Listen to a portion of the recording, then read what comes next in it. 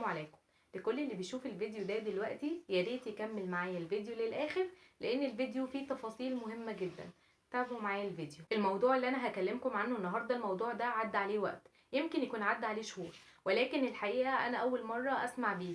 ولما سمعت عن الموضوع ده قلت ما ينفعش ان انا اسكت وما اتكلمش عنه. بس قبل ما ابدا واتكلم في الموضوع، يا ريت كل اللي بيشوف الفيديو ده دلوقتي يصلي على النبي. بجد الموضوع ده وجع قلبي جدا. احمد المسلماني تاجر الذهب اللي اتغدر بيه، وفي يوم الوقفه المسلماني ربنا يرحمه يا رب في اوائل العشرينات، وزوجته عندها 22 سنه ومخلفين ابنهم عنده سنه ونص حاليا. مسلماني ربنا يرحمه يا رب ويصبر زوجته ويصبر والدته وكمان حماته وحماه، لانهم بيشهدوا له والناس كلها بتشهد له ان هو كان انسان محترم جدا وجدع جدا وراجل، كل الناس كانت بتحبه. حماه كان بيقول عليه انه كان زي ابنه. موجوعين جدا لفراقه، حتى اللي ما كانش يعرفه موجوع علشانه، وده باين جدا من صورته ومن شكله انه ابن ناس ومتربي ومحترم. هو كان عيبه الوحيد الله يرحمه يا رب انه كان مشغل عنده انسان خسيس وانسان ندل وانسان ما عندوش اصل، لا يعرف ربنا ولا يعرف يعني ايه عشره. اخدوه على اخوانه واتغدر بيه. الفيديو اللي على الفيسبوك المنتشر من كاميرا المراقبه، الفيديو ده بيوضح قد ايه ان هم فعلا كانوا متربصين له، وان هم فعلا كانوا ناويين الغدر ليه. واحد كان شغال عنده، وكاميرا المراقبه بتاعه المحل جابت ان هو كذا مره كان بيسرق. فاحمد المسلماني عشان راجل محترم ما عملش اي حاجه غير انه راح يعمل محضر.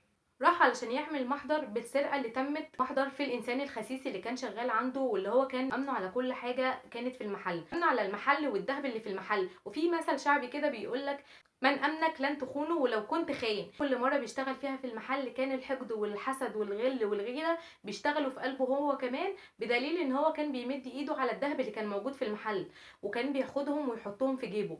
واحمد المسلماني الله يرحمه يا رب ويصبر اهله واحبابه والناس كمان اللي ما تعرفوش ربنا يصبرهم، علشان هو راجل محترم وراجل جدع، راح عمل فيه محضر، عمل فيه محضر بس ما حاولش ان هو يأذيه باي حاجه تانية. الجعان ده ازاي بقى تعمل فيا محضر؟ وقف في الشارع، اللي عارف ان احمد المسلماني بيعدي منه بعد ما بيخلص الشغل بتاعه، بيعدي من الشارع ده، وقف له في الشارع. واول ما جه قعد يتكلم معاه شويه كده، وطبعا احمد المسلماني عشان راجل محترم وقف العربيه وسلم عليه، ومفيش في نيته اي خوانه من حرامي وسرقه، وما اتكلم معاه عادي. ولكن الخسيس التاني كان متربص له كويس جدا وكان ناوي على اذيته، واللي احنا شفناه في الفيديو ده بيأكد على كده. معرفش ايه اللي قاله له علشان خاطر يعني ينزله من العربيه، ولكن احمد المسلماني نزل من العربيه مش حاطط في نيته اي خوانه منه، واتكلم معاه بطريقه استفزه بيها، وراح ماسكه من التيشيرت بتاعه وغدر بيه. الناس اللي في الشارع ما لاحظوش ده، انا مش عارفه والله العظيم، احنا عايشين بجد في غابه.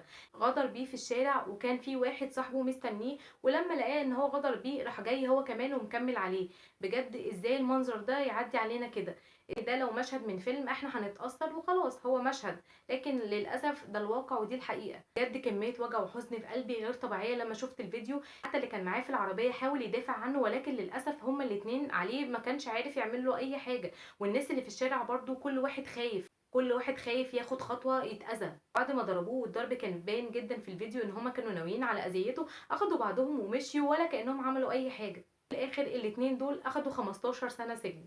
ربنا يرحمنا برحمته، وربنا يكفينا شر ولاد الحرام، وربنا يحفظنا ويرحمنا برحمته الواسعه، ويحفظنا من الغدر ومن الخيانه ناس الشر. بجد كميه قهره غير طبيعيه والله العظيم الواحد حاسس بيها. ربنا يا رب يرحمه ويسكنه فسيح جناته، ويصبر يا رب زوجته واهله ووالدته ان والده توفى من الحزن والقهر عليه. ربنا يا رب يرحمه ويرزقه الجنه. عايزه اوصل حاجه كده معينه لاي حد بيحاول يعمل اي اذيه لاي حد، انت والله العظيم اقسم بالله هيتعمل فيك، يعني دين تو دين، سواء فيك او في ابنك او في بنتك. ربنا مش بيسيب حق المظلوم في الدنيا وفي الاخره. لو وصلتوا معايا للدقيقه دي من الفيديو فاحب اشكر حضراتكم جدا على متابعه الفيديو. اتمنى من حضراتكم دعمي بلايك للفيديو وكومنت برايكم تشاركوني في رايكم، وكمان تعملوا سبسكرايب للقناه علشان يوصلكم كل جديد انا بقدمه. والسلام عليكم.